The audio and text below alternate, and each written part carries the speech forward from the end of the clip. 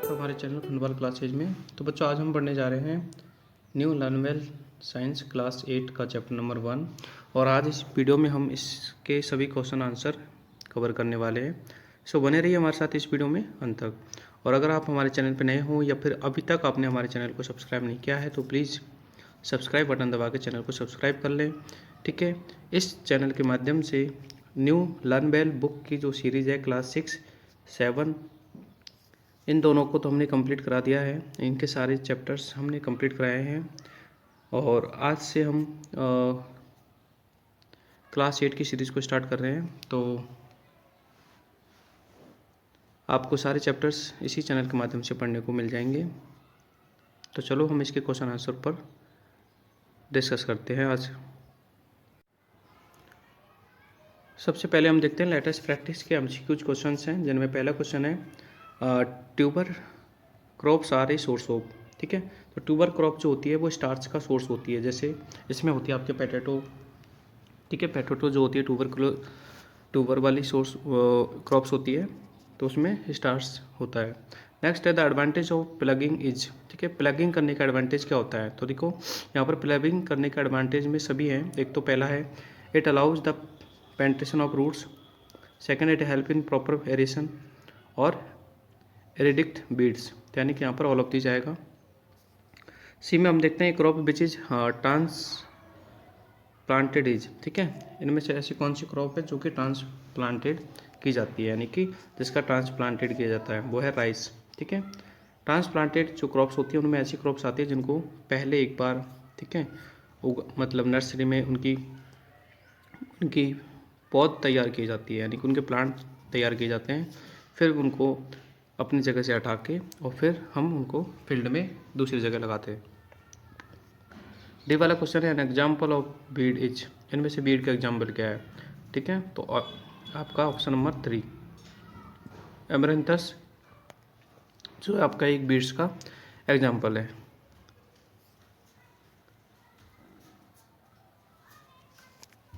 Next question है the process of removing चाप from grains is called. ठीक है, तो चाप को ग्रेन से अलग करना का जो प्रोसेस होता है उसे हम थ्रेसिंग कहते हैं। ठीक है, तो थ्रेसिंग जो है थ्रेसर के द्वारा की जाती है, यानी थ्रेसर एक मशीन होती है जिसमें कि हम जो हमारा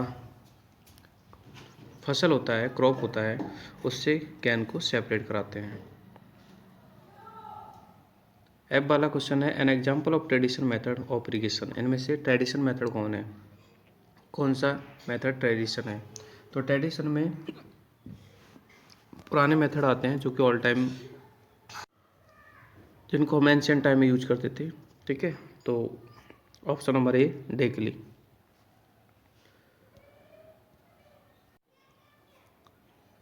बाकी का स्प्रिंकल जो सिस्टम है वो आपका मॉडर्न मेथड है। ड्रिप सिस्टम भी आपका मॉडर्न मेथड है।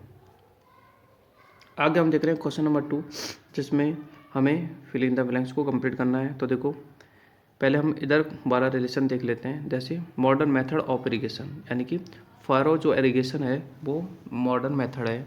तो इसी टाइप से मोट जो है ये भी आपका ट्रेडिशनल मेथड है। ठीक है, ट्रेडिशनल मेथड अभी मैंने समझाया था जो एंशिएंट टाइम में यूज किए जाते थे, उसमें डेकली है, रैट है, मोट है, ठीक है, और पंप है। तो ये मेथड्स आपके ट्रेडिशनल मेथड्स हैं, तो इसमें ट्रेडिशन फील कर लो। सेकंड क्वेश्चन है उसमें देखते हैं, देखो fertiliser not rich in humus, यानी फर्टिलाइज़र जो होते हैं वो उनमें ह्यूमस की क्वांटिटी ज़्यादा नहीं होती है, यानी कि रिच नहीं होती है। ठीक है, तो आगे हमसे पूछ रहा है रिच इन ह्यूमस। ठीक है, तो मैन्यूर जो होते हैं, ठीक है, जो कि डेड और डिकिंग मैटर से तैयार किए जाते हैं, वो मैन्यूर्स उनमें जो है ह्यूमस की क्वांटिटी रिच होती है। और थर्ड वाला देखो, ये रिलेशन देखो फाइबर क्रॉप कॉटन, यानी कि कॉटन एक फाइबर क्रॉप है। इसी टाइप से आपका मस्टर्ड जो है वो कौन सी क्रॉप है? तो मस्टर्ड जो है आपकी ऑयल सीड क्रॉप है। ठीक है, डी वाला रिलेशन देखो seed drill sowing seed by vertical, यानी कि सीड ड्रिल से जो है सीड है उसको हम वर्टिकल शो कर सकते हैं। ठीक है, तो स्कैटर सीड्स बाय हैंड। ठीक है, और मतलब हाथ के द्वारा सीड्स को स्कैटर करना, स्कैटर मीन्स फैलाना, ये कौन सा मेथड है?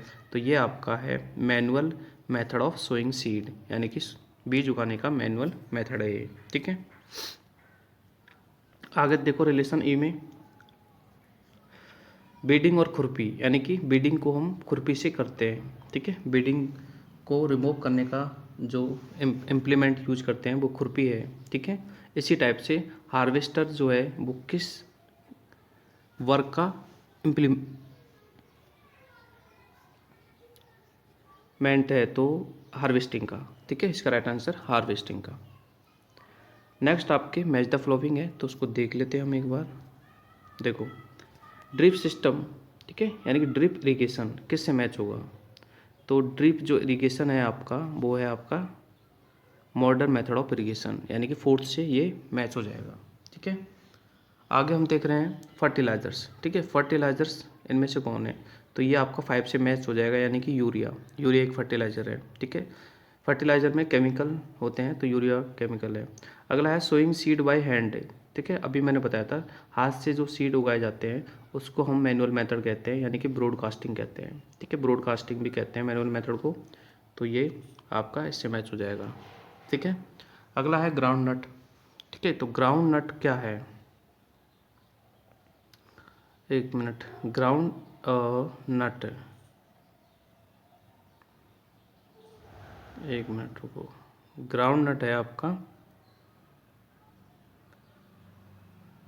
पी, एक मिनट रुको ना। हाँ, ग्राउंड नट आपका मैच हो जाएगा पी से। और खरीफ क्रॉप, खरीफ जो क्रॉप है वो आपके समर सीजन की क्रॉप है, ठीक है। और प्लगिंग जो है आपका मैच हो जाएगा लूजनिंग ऑफ सोइल से, यानी प्लगिंग करने से सोइल क्या होती है? लूज हो जाती है, ठीक है। तो ये आपका कंप्लीट है। अब आगे हम देखते हैं रीराइट एंड स्टेटमेंट्स, यानी कि जो स्टेटमेंट है उनको रीराइट करना है करेक्ट चूज करके, ठीक है। तो देखो the first step in crop production, ठीक है। तो क्रॉप प्रोडक्शन में फर्स्ट स्टेप क्या होता है? जब हमने चैप्टर ये पढ़ा था, अगर आपने वो वीडियो नहीं देखी है तो इस वीडियो के डिस्क्रिप्शन में उस एक्सप्लेनेशन वाला वीडियो आपको मिल जाएगा, उसका लिंक, तो आप वहाँ जाके देख सकते हो। तो द फर्स्ट स्टेप जो होता है क्रॉप प्रोटेक्शन का वो होता है प्रिपरेशन ऑफ सॉइल, ठीक है। तो ये आपका रॉन्ग है, तो इसकी जगह क्या आएगा? प्रिपरेशन ऑफ सॉइल आएगा, जो कि मैंने आपको ऊपर लिख दिया है। सेकंड है crop rotation, reduce soil fertility, तो ये गलत है क्योंकि क्रॉप रोटेशन करने से सॉइल की फर्टिलिटी बढ़ती है, यानी कि इंक्रीज होती है। नेक्स्ट है to save time sowing of seeds is done with cultivator, ठीक है। तो ये बिल्कुल गलत है क्योंकि कल्टीवेटर को हम यहाँ पे काम में नहीं लेते हैं, ठीक है। बीजों को उगाने के लिए, सो करने के लिए हम सीड ड्रिल का यूज़ करते हैं। नेक्स्ट है the field is levelled with help of हुई, बिल्कुल गलत है। हुई से हम फील्ड को लेवल नहीं करते हैं, हुई बीड्स को रिमूव करने के लिए काम आती है, और यहाँ पर हुई की जगह लेवलर काम आएगा, यानी कि लेवलर होता है, ठीक है, जो कि आपका वुड का भी हो सकता है या फिर स्टोन का भी हो सकता है, ठीक है। उससे लेवल की जाती है सोइल को। नेक्स्ट है स्प्रिंकल सिस्टम इज ट्रेडिशन, तो ये तो बिल्कुल गलत है क्योंकि ट्रेडिशन नहीं है, स्प्रिंकल क्या है? मॉडर्न मेथड होता है। सामने आंसर है modern method. Compost is prepared by the farm yard waste, no, क्योंकि फार्म यार्ड जो वेस्ट होता है उससे फार्म यार्ड मैन्योर तैयार किया जाता है। कंपोस्ट जो होता है डेड एंड डिकिंग मैटर से तैयार किया जाता है। नेक्स्ट है breeding, hatching and rearing of honey bees on a large scale is called apiculture, तो ये हनी बीज जो ऑप्शन है वो गलत है क्योंकि पीसी कल्चर में आपके फिशेज आती है, ठीक है। फिशेज का रियरिंग, हैचिंग और ब्रीडिंग आता है, तो इसमें आपका जो राइट आंसर होगा वो फिशेज होगा, ठीक है। हनी बीज की जगह क्या होगा? फिशेज। आगे है study the pictures given in along side and answer the question, यानी कि हमें पिक्चर को देखना है और क्वेश्चन का आंसर देखना है, मतलब बताना है, ठीक है। तो देखो जो पहली पिक्चर दे रखी है वो है आपका खुरपी, ठीक है। तो खुरपी आपका हमें पूछा जा रहा है कि नेम द एग्रीकल्चर इम्प्लीमेंट, ठीक है। तो यह एग्रीकल्चर इम्प्लीमेंट खुरपी है, मैंने लिख दिया है यहाँ पर कि दिस इज खुरपी and it is use to be remove weeds, यानी कि खुरपी का यूज़ हम करते हैं बीड्स को रिमूव करने के लिए, ठीक है। अब अगर आपको अभी भी ये समझ में नहीं आ रहा कि कुछ बर्ड्स जैसे बीड्स वगैरह क्या होती है, ठीक है, तो आप इस वीडियो के डिस्कशन में जाइए इस चैप्टर को मैंने अच्छे से एक्सप्लेन किया है बहुत ईजी मेथड में, तो आप वहाँ जाके उसको वॉच कर सकते हो। आपको सारे जो डाउट्स है इस चैप्टर के वो क्लियर हो जाएंगे, दैट आई प्रॉमिस। नेक्स्ट देखो B, which system of irrigation does the picture show. ठीक है, इस पिक्चर में इरीगेशन का कौन सा सिस्टम शो किया गया है।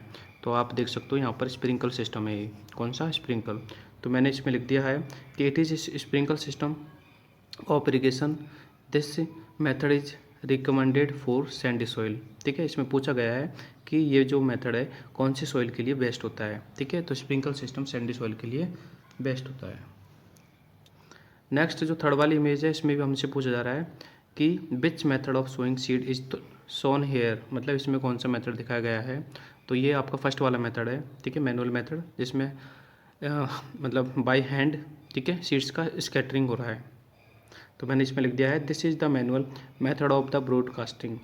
इन दिस मेथड देखो leading the best and reduce crop yield, यानी इस मेथड में हमें एक डिसएडवांटेज क्या होता है, तो वो आपके इस क्वेश्चन में पूछा गया था। देखो यहाँ पर लिस्ट 1 डिसएडवांटेज, तो मैंने ये लिखा है कि इस मेथड में लीडिंग टू बेस्ट यानी कि वेस्टेज ज़्यादा होता है और क्रॉप यील्ड यानी कि जो फसल का उत्पादन होता है, ठीक है, वो रिड्यूज होता है यानी कि कम पैदा होता है। ठीक है, आगे आपके वेरी शॉर्ट टाइप के क्वेश्चन आंसर है। तो जिनमें पहला क्वेश्चन है नेम एनी 2 विंटर क्रॉप्स। ठीक है, तो वीट और मस्टर्ड, ठीक है, ये दोनों विंटर क्रॉप्स हैं। ठीक है, और अगला क्वेश्चन है विच machine is use for the separation of grains for the stock and husk. ठीक है, मतलब ग्रेन्स को सेपरेट करने के लिए किस मशीन का यूज किया जाता है। तो मैंने आपको ऊपर भी बताया था थ्रेसर का यूज किया जाता है। ठीक है, तो इसका राइट आंसर ये रहा थ्रेसर।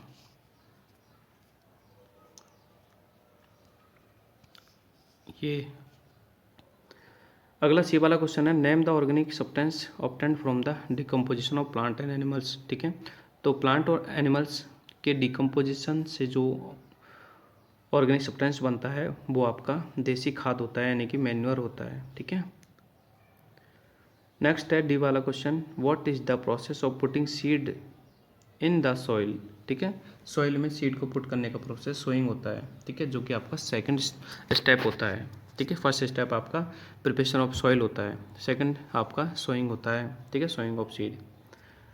अगला क्वेश्चन है name any 2 methods of weeding. ठीक है, बीडिंग यानी कि बीडिंग प्रोसेस को करने के लिए कोई 2 मेथड्स। तो आपका ये पहला मेथड होता है मैकेनिकल मेथड और सेकंड होता है केमिकल मेथड।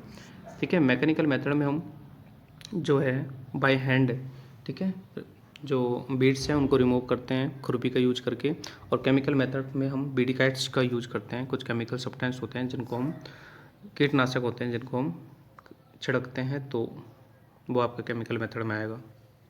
आगे हम देख रहे हैं कुछ शॉर्ट टाइप के क्वेश्चन आंसर, जिनमें पहला क्वेश्चन है हमारा व्हाट इज़ थ्रेसिंग। ठीक है, थ्रेसिंग क्या होती है, तो मैंने अब 3 बार बता दिया है थ्रेसिंग क्या होती है। एक प्रोसेस होती है जिसमें हम ग्रेन्स को सेपरेट करते हैं। ठीक है, फ्रॉम, तो देख लो the process of separating grains seeds from the harvested crop, यानी जो हार्वेस्टेड क्रॉप, हार्वेस्टेड मीन्स जो हमने क्रॉप यानी जो फसल हमने काटी है, ठीक है, उससे हम ग्रेन्स को सेपरेट करने का जो प्रोसेस होता है वो थ्रेसिंग होता है। और थ्रेसिंग जो होती है थ्रेसर के द्वारा की जाती है।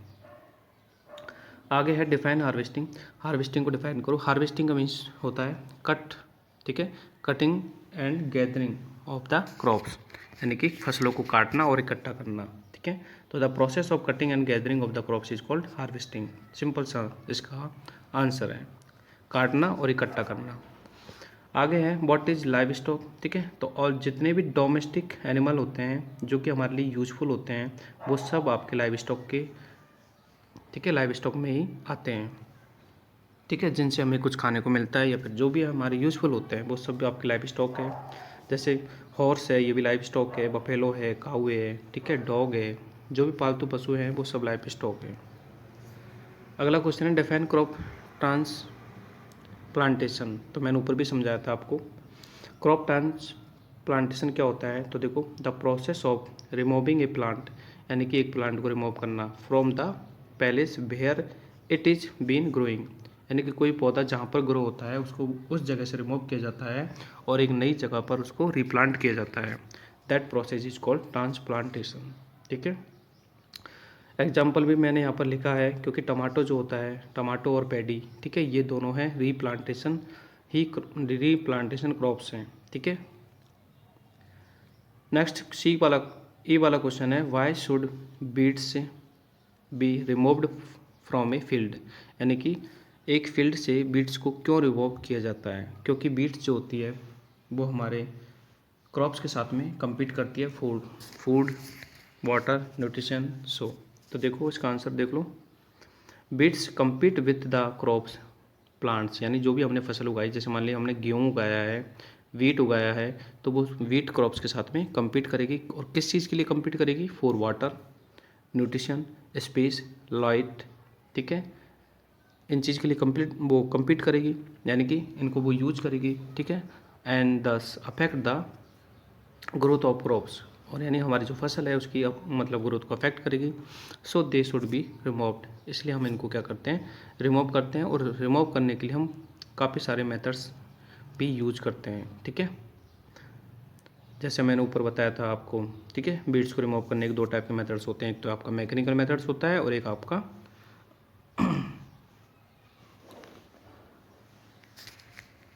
केमिकल मेथड्स होता है। आगे देखो लॉन्ग टाइप के क्वेश्चन आंसर है, जिनमें पहला क्वेश्चन है हमारा, what are the advantage of ploughing, यानी प्लगिंग करने का एडवांटेज क्या होता है, हम प्लगिंग क्यों करते हैं, ठीक है। तो देखो इट हेल्प है, यानी प्लगिंग जो करना होता है वो क्यों करते हैं? तो पहला पॉइंट देखो, it help in turning of the soil, यानी कि ये सॉइल को टर्निंग करता है, टर्निंग का मतलब वो उखाड़ता है, ठीक है। And which help bringing the nutrition from the soil to top, ठीक है, यानी कि टर्निंग होती है सॉइल की, इससे क्या है जो न्यूट्रिशन है वो टॉप सरफेस पे आ जाते हैं। सेकंड पॉइंट है, it also help to retain moisture for a longer period, यानी कि मॉइस्चर भी लॉन्गर पीरियड के लिए बना रहता है। एंड थर्ड है, it also help in proper mixing of manure in the soil, ठीक है, यानी कि प्लगिंग करने से जो मैन्योर है वो प्रॉपर तरीके से मिक्स हो जाता है, ठीक है, इसलिए हम प्लगिंग प्रोसेस करते हैं, ठीक है। जब हम ये हमारा फर्स्ट प्रोसेस होता है प्रिपरेशन ऑफ सॉइल, उसमें हम प्लगिंग प्रोसेस करते हैं। सेकंड क्वेश्चन है, what is the proper way of sowing seed, यानी कि बीजों को उगाने का, सो करने का प्रॉपर वे क्या होता है, ठीक है। तो यहाँ पर दो वेज है, पहला है आपका मैनुअल मेथड ऑफ ब्रॉडकास्टिंग, जो मैंने अभी ऊपर भी बताया था आपको, बार बार रिपीट हो रहा है। इसमें हम क्या करते हैं, जो हमारे सीड होते हैं उनको स्कैटर करते हैं बाय हैंड, यानी कि हाथ से ही, ठीक है। सीड लाइक मेज है, बाजरा है, ठीक है, ये सो किए जाते हैं इस मेथड से। Seed sown by this method are distributed unevenly in the field, यानी कि हाथ से जो हम बीजों को उगाते हैं, ठीक है, स्कैटर करते हैं, फैलाते हैं, ठीक है, इससे हमारा जो बीज है यानी सीड है वो अनइवनली फील्ड में फैल जाता है। इससे आपकी वेस्टेज ज़्यादा होता है और आपका क्रॉप जो है उसका प्रोडक्शन भी रिड्यूस होता है। सेकंड जो मेथड आपका मैकेनिकल है, इसमें क्या होता है देखो,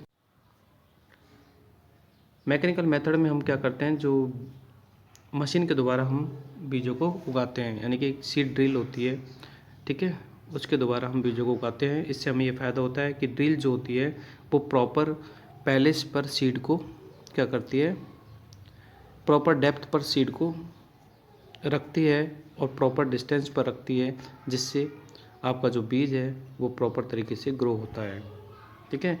और मशीन का यूज करने से लेबर भी जो है सेव होती है और ड्रिलिंग सिस्टम भी जो होता है वो फास्टर होता है, यानी सीड ड्रिल का काम जल्दी हो जाता है और लेबर भी सेव हो जाती है।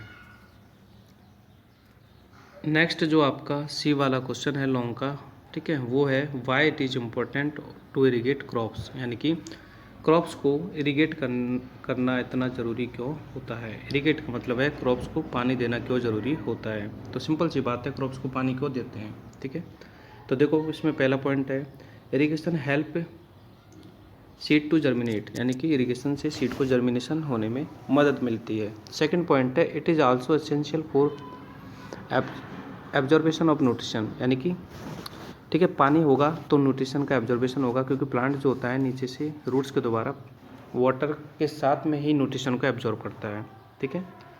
थर्ड है water also protect crops from the dry hot air current, यानी कि पानी जो होता है वो हमारे क्रॉप को बचाता है, क्योंकि ड्राई हॉट एयर करंट मतलब बाहर जो होती है हवा बहुत ड्राई होती है, सूखी होती है, वो चलती है तो पेड़ सूखता है, इससे पानी उसको सेव करता है, प्रोटेक्ट करता है। ठीक है, आगे जो क्वेश्चन है आपका, ठीक है, नेक्स्ट डी वाला, ठीक है, वो देखो एक बार।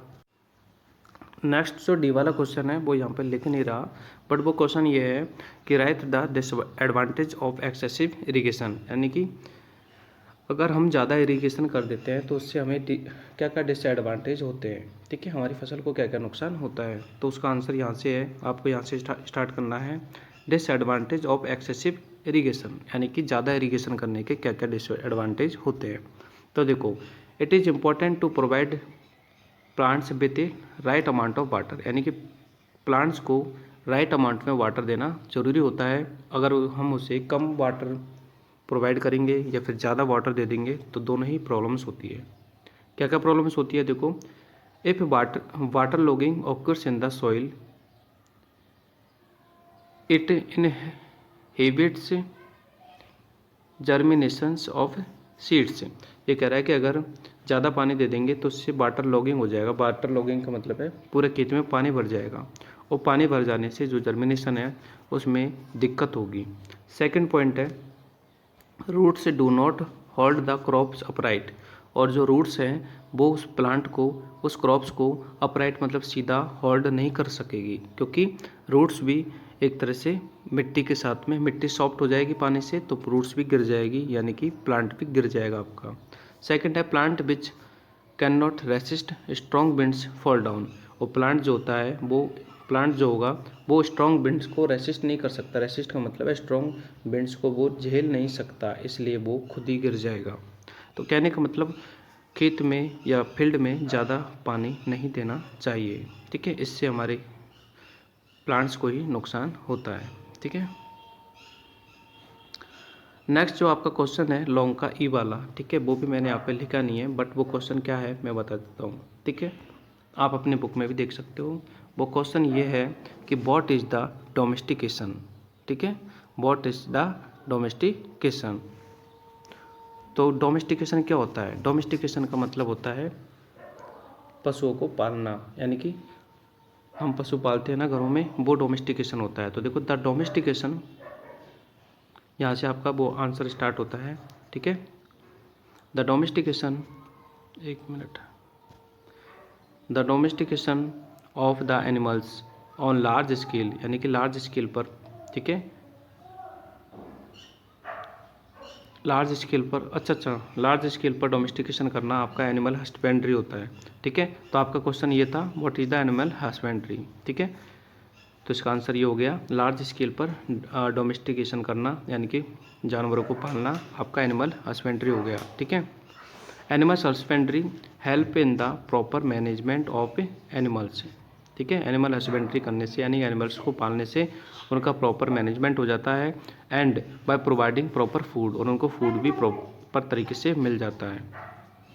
फूड है, शेल्टर है, ये सब चीज़ें प्रॉपर तरीके से मिल जाती है। एंड प्रोटेक्शन अगेंस्ट डिजीज, और वो डिजीज से प्रोटेक्ट रहते हैं टू डोमेस्टिक एनिमल्स। ठीक है,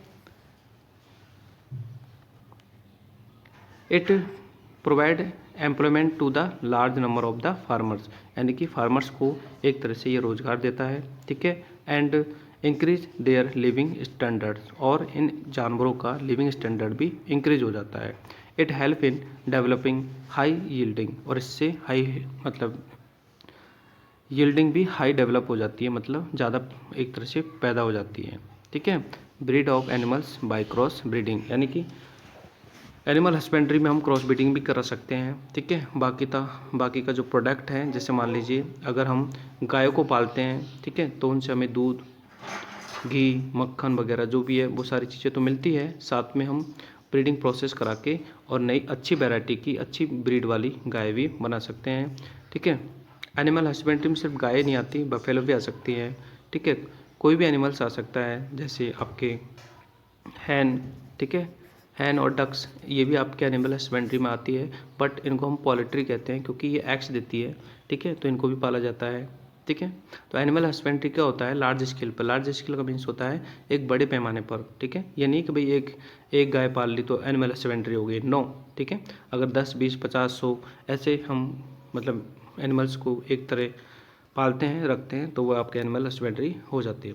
तो ये आपके लॉन्ग टाइप के सारे क्वेश्चन आंसर मैंने कंप्लीट करवा दिए हैं। अब आपके स्टार्ट होते हैं डिस्टिंगस, ठीक है, वाले क्वेश्चंस, यानी कि आपके डिफरेंसेस वाले क्वेश्चन। तो इसमें पहला क्वेश्चन है आपका, what is the difference between kharif crops and rabi crops, ठीक है, रबी क्रॉप्स और खरीफ क्रॉप्स में डिफरेंस क्या है। तो उसका आंसर देख लो आप यहाँ पे, देखो इधर खरीफ क्रॉप्स है, इधर आपके रबी क्रॉप्स हैं, ठीक है। तो जो खरीफ क्रॉप्स होती है वो आपके सोन इन मंथ ऑफ जून जुलाई, यानी जून जुलाई के मंथ में उगाई जाती है, सोन मीन्स उगाना, एंड हार्वेस्टेड इन सितंबर अक्टूबर, और सितंबर अक्टूबर में काट ली जाती है, ठीक है। फर्स्ट डिफरेंस ये हो गया। जबकि रबी जो क्रॉप्स हैं वो आपके अक्टूबर नवंबर में उगाई जाती है और मार्च अप्रैल तक काट ली जाती है, ठीक है। पहला डिफरेंस ये हो गया। सेकंड डिफरेंस है कि these crops are called summer crops, यानी कि जो खरीफ क्रॉप्स हैं उनको समर क्रॉप्स कहते हैं, क्योंकि समर्स में इनको काटी जाती है, ठीक है। इनको हार्वेस्ट कब करते हैं, समर्स में करते हैं, इसलिए समर क्रॉप्स हैं। और जबकि आपके रबी क्रॉप्स हैं वो आपके अक्टूबर या नवंबर, यानी कि सर्दियों के मौसम में काटी जाती है, उनको हार्वेस्ट सर्दियों के मौसम में किया जाता है। सो ये विंटर क्रॉप्स कहलाती है आपकी, ठीक है।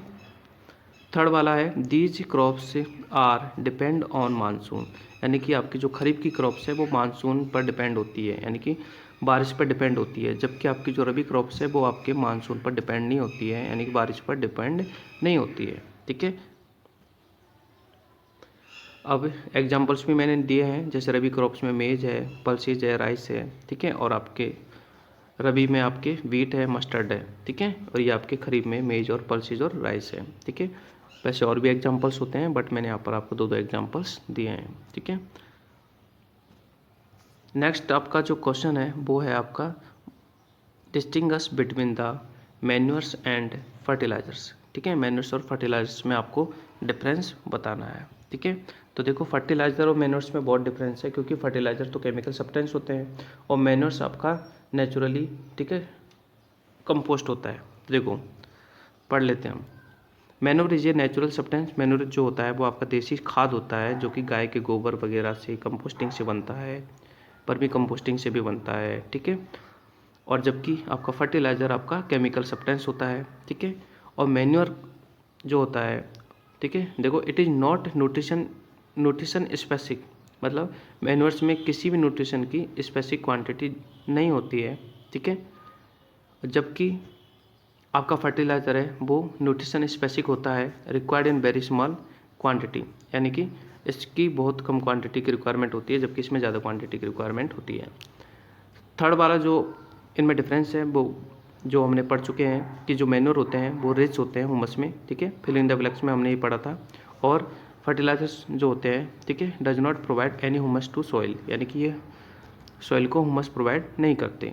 फोर्थ वाला इनमें डिफरेंस है, it is not rarely सॉइलेबल in water, यानी कि मैन्योर जो होता है, ठीक है, वो जल्दी ही पानी में, मतलब सॉइलेबल नहीं होता, सॉइलेबल का मतलब है घुलता नहीं है, ठीक है, जल्दी पानी में मिक्स नहीं होता है, ठीक है, इसको मिक्स होने में टाइम लगता है, ये स्लोली एब्जॉर्ब होता है प्लांट्स के द्वारा, है ना, प्लांट्स के द्वारा स्लोली एब्जॉर्ब होता है। जबकि जो फर्टिलाइजर्स हैं ये बहुत ही फास्ट, ठीक है, मतलब रेडिली एब्जॉर्ब हो जाता है, जल्दी एब्जॉर्ब हो जाता है, ठीक है। अब वैसे हमने इनका डिफरेंस तो देख लिया, ठीक है। तो फर्टिलाइजर जो होते हैं वो आपके लिए बहुत हार्मफुल होते हैं, आपके लिए नहीं, मतलब आपके खेत के लिए, आपके फील्ड के लिए, ठीक है, क्योंकि ये सॉइल की फर्टिलिटी को मतलब डिक्रीज करते हैं, ख़त्म करते हैं। जबकि मैन्योर जो होते हैं आपके लिए, ठीक है, वो बहुत बेस्ट होते हैं, ठीक है। और इसके लिए अगर आपको इसको अच्छे से समझना है तो मैं पहले भी बता चुका हूँ, आपको चैप्टर एक्सप्लेनेशन वाला वीडियो देखना होगा, जो कि डिस्क्रिप्शन में लिंक है, आप वहाँ से जाके देख सकते हो।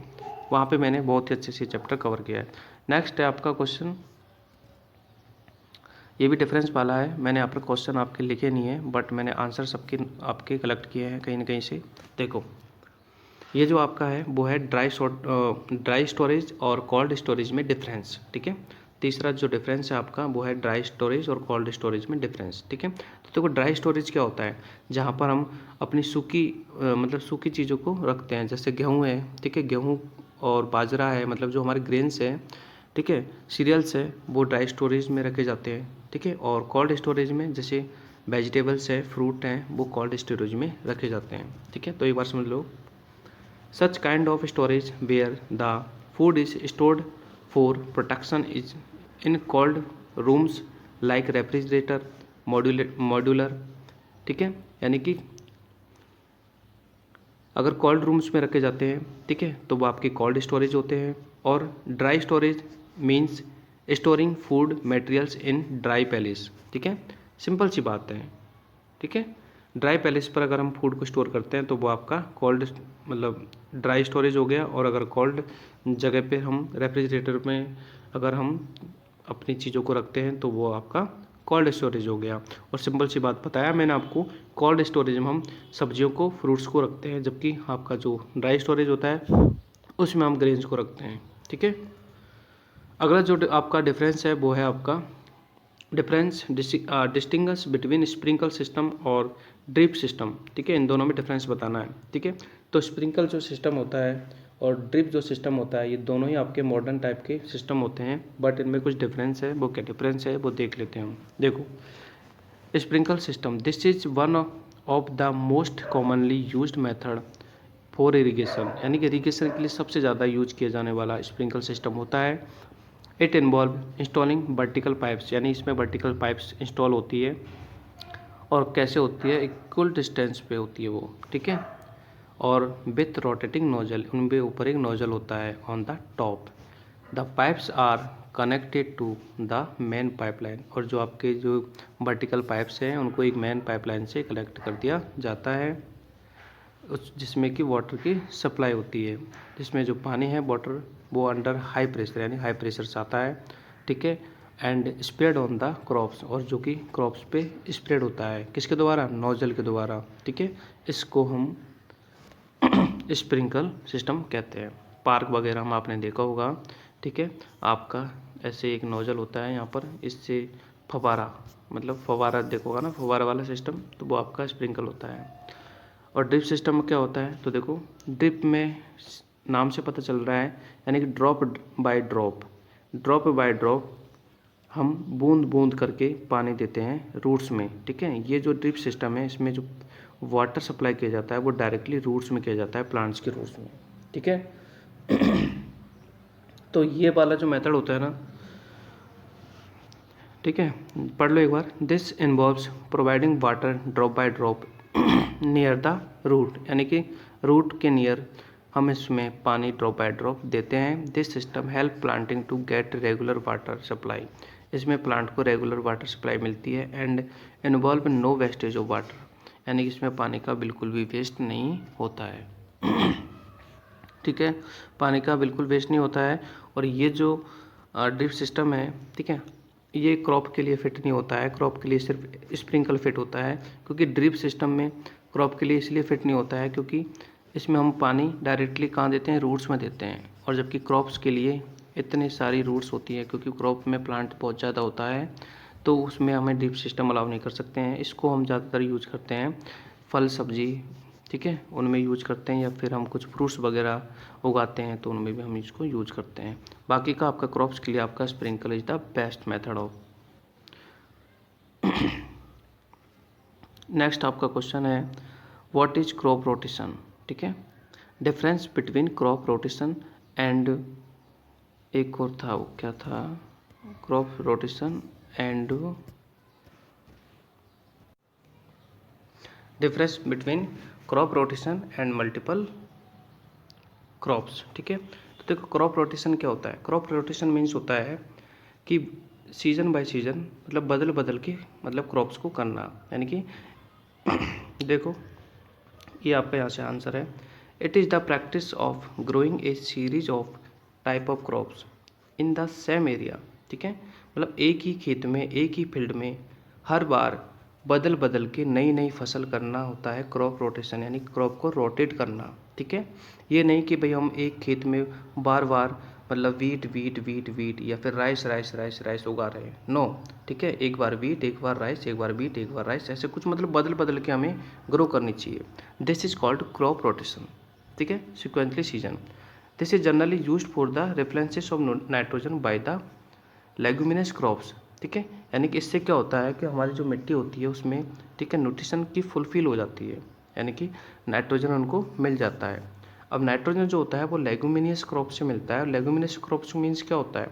लेगुमिनियस क्रॉप्स मीन्स होता है पल्सेज वाली क्रॉप्स, ठीक है। पल्सेज में कोई भी पल्सेज आ सकती है, ठीक है। लेगुमिनियस क्रॉप्स मतलब पल्सेज वाली क्रॉप्स होती है, तो वो हमें ग्रो करनी चाहिए, ताकि लेगुमिनियस प्लांट जो होता है उसमें एक राइजोबियम नाम का बैक्टीरिया होता है उसकी रूट्स में, ठीक है। तो राइजोबियम क्या करता है? ऐड करता है नाइट्रोजन, ठीक है। राइजोबियम जो होता है मिट्टी में नाइट्रोजन ऐड करता है। तो यानी कि क्रॉप को अगर रोटेट करते रहेंगे, रोटेट यानी बदल बदल के करेंगे, तो नाइट्रोजन और बाकी के ऑर्गेनिक जो मैटर होते हैं वो हमारी मतलब मिट्टी में मिलते हैं। नेक्स्ट है मल्टीपल क्रॉपिंग। मल्टीपल क्रॉपिंग या फिर मिक्स्ड क्रॉपिंग, ठीक है। मल्टीपल क्रॉपिंग क्या होती है? मल्टीपल क्रॉपिंग होती है एक ही खेत में, ठीक है, एक साथ, ठीक है, एक से ज़्यादा क्रॉप्स ग्रो करना, ठीक है। देखो, समटाइम 2 और more crops are grown together. Together मतलब साथ साथ, द सेम फील्ड, मतलब एक ही खेत में एक साथ 2 या 2 से ज़्यादा क्रॉप्स ग्रो करना होता है मल्टीपल क्रॉपिंग, ठीक है। Multiple crops in this method is called multiple या मिक्स्ड क्रॉपिंग, और the crops to be grown together are chosen in such way that waste material from one crop help in the growth of the other. यानी कि एक जो फसल है उसका waste material दूसरे को हेल्प करे ग्रोथ में। ऐसे प्रकार से हमें एक साथ 2 फसलों को उगा सकते हैं, मिक्स क्रॉपिंग हो जाती है। या फिर हम क्रॉप रोटेशन हमने पढ़ लिया, यानी कि फसल को बार बार बदल बदल के उगाना चाहिए, बदल बदल के उगाना चाहिए, ताकि जो नाइट्रोजन जैसे नाइट्रोजीनियस जो सब्सटेंस होते हैं वो हमारी मिट्टी में मिक्स होएं और मिट्टी की फर्टिलिटी बढ़े, ठीक है। तो बच्चों, ये आपका चैप्टर नंबर जो 1 है उसके क्वेश्चन आंसर मैंने कंप्लीट कराए हैं इस वीडियो के माध्यम से। और इससे पहले मैंने एक वीडियो भी दिया है जो कि आपको इस वीडियो के डिस्क्रिप्शन में उसका लिंक मिल जाएगा। उसमें मैंने इस चैप्टर को कम्प्लीटली बहुत ही इजी मेथड में एक्सप्लेन किया है, ठीक है। तो मैं तो आपसे ये रिक्वेस्ट करूँगा कि आप उस वीडियो को भी जाके देखें, इससे आपका ये चैप्टर जो है पूरी तरह क्लियर हो जाएगा, ठीक है। और प्लीज़ अगर आप हमारे चैनल पर नए हो तो प्लीज़ सब्सक्राइब कर लो। ये इस चैनल पर आपके जो सारे वीडियोज़ हैं वो आपको मिल जाएंगे, क्वेश्चन आंसर वाले भी मिलेंगे और एक्सप्लेनेशन वीडियोज़ भी आपको प्रोवाइड मैं करवाऊँगा, ठीक है। तो जल्दी कीजिए, चैनल को सब्सक्राइब कीजिए और अपने दोस्तों के साथ में भी शेयर कीजिए। Thank you. मिलते हैं नेक्स्ट वीडियो चैप्टर 2 में, तब तक के लिए।